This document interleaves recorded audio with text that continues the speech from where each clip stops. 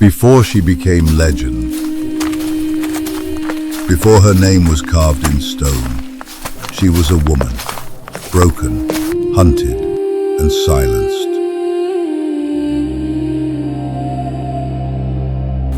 But like the mountains she walked among, she did not crumble. What do I need? Time. She waited. She sharpened. She rose.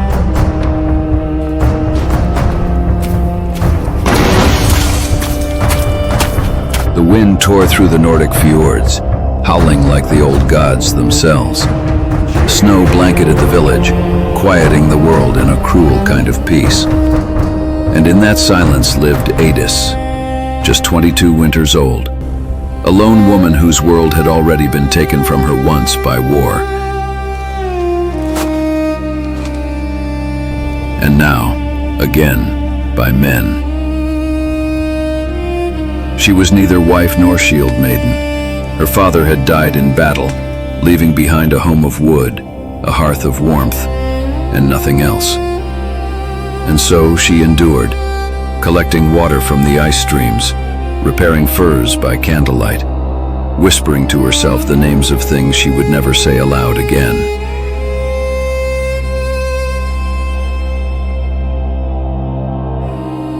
They came one by one. The first, with a grin too wide and a voice too loud, arrived under the guise of concern. Bjorn, a towering brute of a man with a crooked nose and a wolf's hunger in his eyes. That night the walls did not protect her. The fire did not warm her. Nothing stopped him.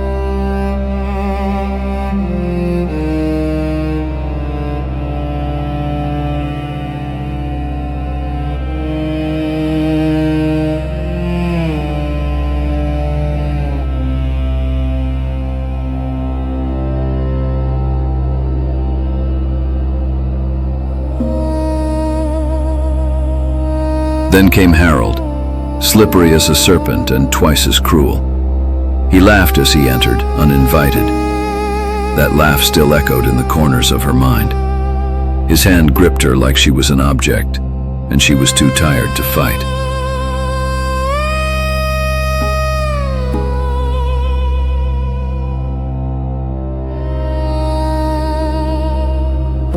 And then Ulfr, the leader, the one they all feared, and for good reason.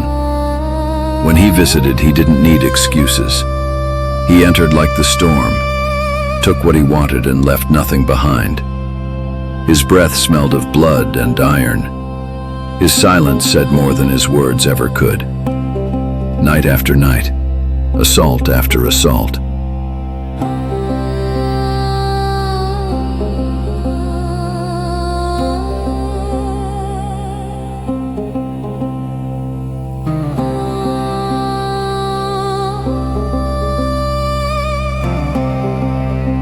Her body bruised, her spirit drowned in ash.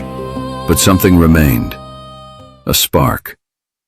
One morning as the first light broke over the snow, Eydis stared at the axe hanging above her door. Not in fear, but in silence, in decision. Her eyes no longer wept. They watched, studied, calculated. She ventured into the forests alone. There the trees whispered the wisdom of old. She trained in secret, fists bleeding against bark, arrows loosed into icy winds, blades sharpened under moonlight. Her movements grew silent, her steps light, her soul cold. She became the hunter. The first to fall was Bjorn. She tracked him to the shoreline, drunk and vulnerable.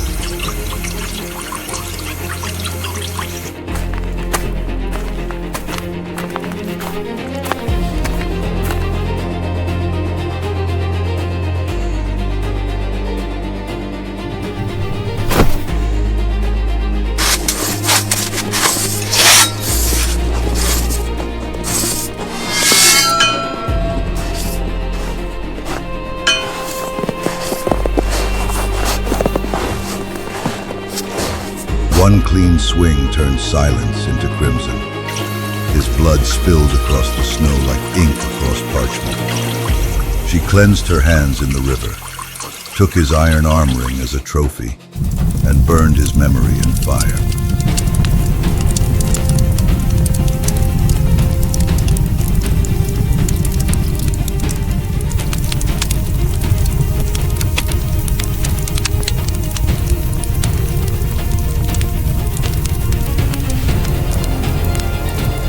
Harold was next, sly, overconfident, alone in the woods.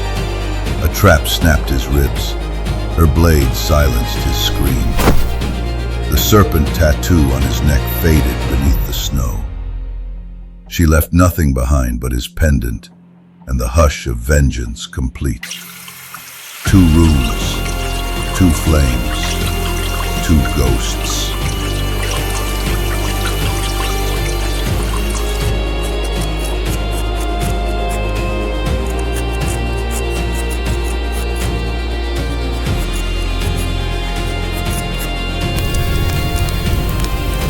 Only Ulfr remained, the wolf.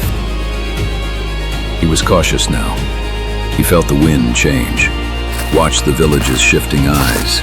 Still, his arrogance dragged him to her door one final time, unaware that Eydis had turned her home into a battlefield. The ambush was feral. Fire roared, steel clashed. He nearly ended her, slammed her into timber, drove her to the brink.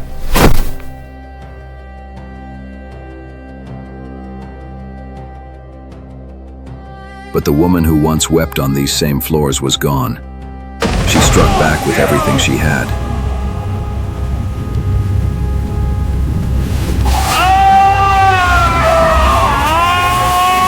And when his breath finally left him, the silence that followed felt like sunrise.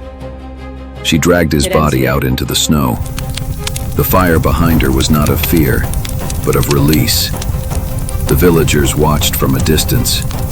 No one approached. No one dared. Inside, Eydis lit 3 runes, 1 for each man. Their trophies fed the flames. And when she turned from the fire, she did not cry. She did not smile. She simply walked, north, to the place of warriors. Through frozen plains, she carried her burdens, the axe, the scars, the silence. And as she climbed higher, the winds softened, as if the world for once had nothing left to take from her. At the edge of the world, where the snow met the sky, she found the ancient burial ground. There, among forgotten stones and broken shields, she knelt. She laid her axe beside her, lowered her head and listened. She did not ask for forgiveness, only recognition. Visions came, not as dreams, but memories echoed through time. Her father, her sisters in suffering, all watching, all waiting. The wind spoke in voices she once knew. She gathered bones, branches, relics of her vengeance. A final pyre, not to mourn, but to surrender. As twilight bled across the mountaintop, she lit the fire. The northern lights stirred. Above her, the sky danced with color, not as stars, but as Valkyries. Their wings of smoke and flame unfurled in the heavens, and Eydis did not look away. She stepped into the center of that ancient place. Snow swirled around her. Fire roared behind her. Her arms opened, and the cold lifted her hair like wind on a sail. Her body was broken, her heart quiet. But her soul, unbound,